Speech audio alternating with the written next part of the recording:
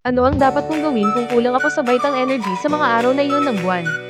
Tulad ng kasabihan, libong uri ng health supplements ang hindi kayang ibigay sa prutas na ito. Tandaan ng paraang ito, gumamit ng astragalus at angelica. Mga pulang na tiles na binalatan at tinanggalan ng buto. Pinasiluan ng 3 beses at pinatuyo sa araw ng 3 beses. Ito ang sikat na steamed jujube para sa vitality. Maraming tao ang hindi nakakaalam. Ang astragalus at angelica ay parehong pampainit ng katawan. Naglalaman ng mga espesyal na aktibong sangkap at flavonoid, mga amino acid at iba pang trace elements. Napakasarap kainin ng mga ito ng regular. Kaya naman, marami akong iniimbak sa bahay. Nakapak ng paisa-isa, maaaring kainin kaagad pagkatapos buksan. Isang subo lang, malambot at chewy, matamis, mayaman sa sustansya at asensya.